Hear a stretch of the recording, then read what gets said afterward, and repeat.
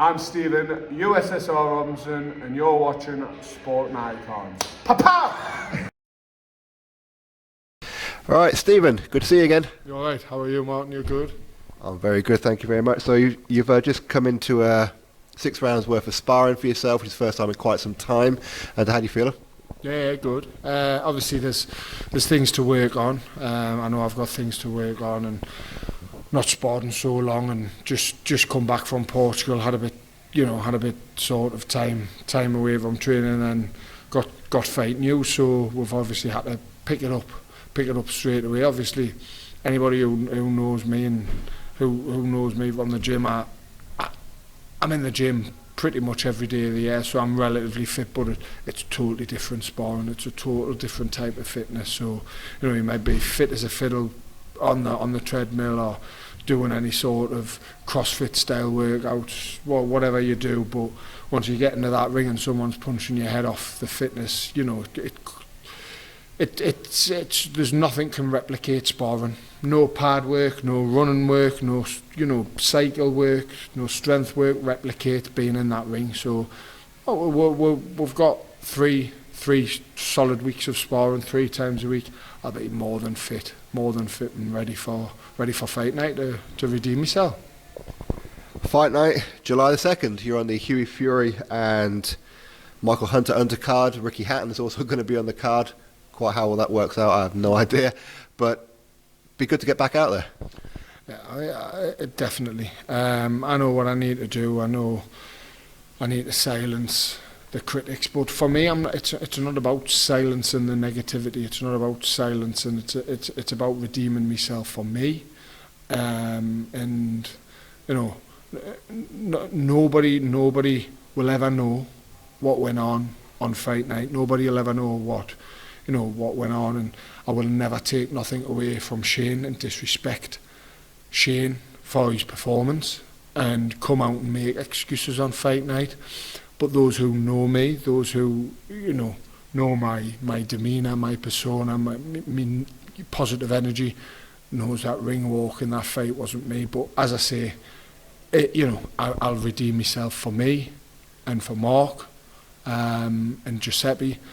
I don't have to redeem myself for any negative people out there, and any critics, boxing critics. I'll do it for me, and I'll on the night I'll perform, and I'll show why Sky have signed me, and why BOXXER and Ben Shalom and those at Sky Sports, why I'm, nothing's changed for me. The path hasn't changed, the journey hasn't changed. That loss, I couldn't give a shit about the loss.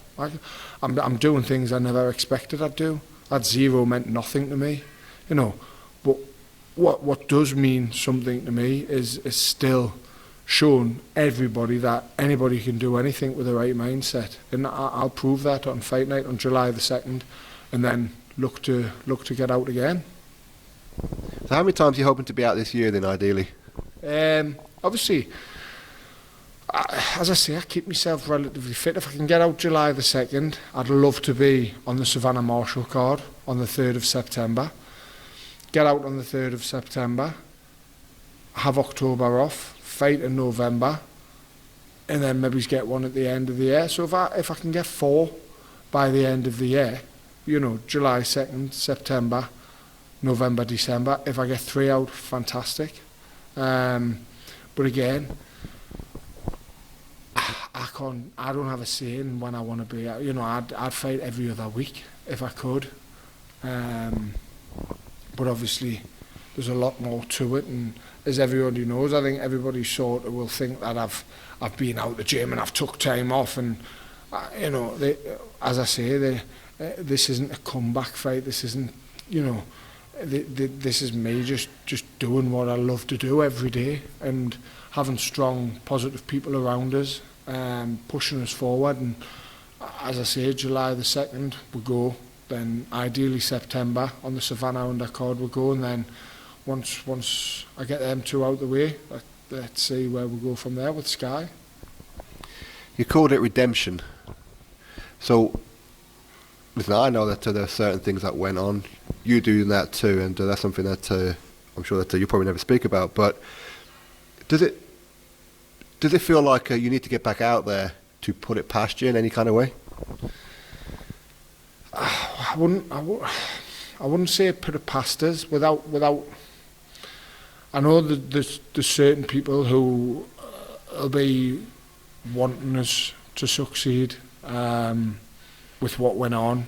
Certain people will be watching and, you know, will be there by my side without saying too much. And I want to do it more for him, for them, and prove to them that, you know, there's no quit, because I think we're going off the tangent. Mental health, you know, there's too many people quit in life, and I want to prove to people that, oh, no matter what, no matter how lonely you are, but listen, boxing's the loneliest sport in the world. No matter how lonely you feel, no matter how bad you're feeling in yourself, no matter how bad you're feeling, whether it be, you know, a job, whether it be money, whether it be a relationship that's split up, no matter how bad mentally you feel, never quit, never give up. You know, there's always someone there to talk to, and for me, this fight is to prove to those who are still around suffering, and prove to them, don't quit, don't give up. And, you know, life's very, very precious. Yeah, so it's for some. This fight will be dedicated to someone, and this redemption is to prove to people that, you know, don't ever quit, don't ever give up on life or on your dreams. And if anybody wants tickets, go to your social media on Instagram. There's a link in your bio. Yeah, there's a link on my profile. I don't even know what my profile is anymore. Stephen Robinson. Stephen Robinson __ Drago, I think, or Mark Lozelle. Or you can get them off Ticketmaster. Obviously Ricky Hatton's obviously on the card. He's selling tickets, so it's going to be a fantastic night.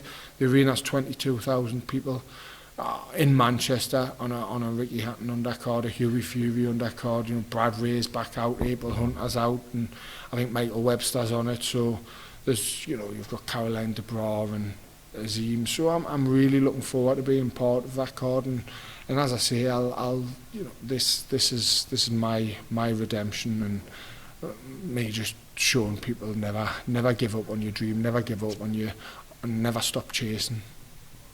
And for those who may be curious, you've actually dropped the USSR thing now. Yeah, definitely. Listen, it's awful what's happening in Ukraine. Personally, I obviously didn't have to. The USSR thing, Ukraine and Russia, without getting too much into politics, it's got nothing to do with, you know, Russia trying to get USSR back, or it's got nothing to do with anything on that side of things. And obviously it comes from a character from Rocky IV, but there's too many people out there who just wouldn't accept, I don't think, that. So the whole USSR thing, and it's good, and not have a gimmick and just be me, you know, not have this persona, this gimmick of, oh, there's Ivan Drago, because we all know what happened to Ivan Drago. He got beat. Snap, so did I. But yeah, so it's good just to be me, and just be myself, be me, you know, boisterous, daft, silly, Disney loving self, and just go with the flow and enjoy every single thing that's happening, every single path we take. And obviously you know, sporting icons is massive, and but for me, you're not sporting icons, you're a friend, and you know, I know you'll be there supporting, and you know, it's having that small circle around you. You've got Glenn, Mark, Giuseppe, Bazzi, Georgia. It's a very small circle within that area, and with boxing being so lonely, that you only need a small circle. And you know, it's about having those people pick you up when you're down there, and having those people to turn to. And as I said earlier, listen, never ever feel like you want to give up, and just speak to somebody, talk to somebody. And this, I'm not an advocate for mental health at all, but as I say, it's, you know, there's too many people happening at the moment, and especially with everything that's going on in the world. They're talking about another recession because of Russia. Fuel prices are going to hit over £2. You know, energy's at its highest, and everything's just going up, and people are struggling to live. And Boris Johnson isn't helping in any kind of way. And anybody who's struggling, even if you want to message me, but just don't do it alone, you know, because it's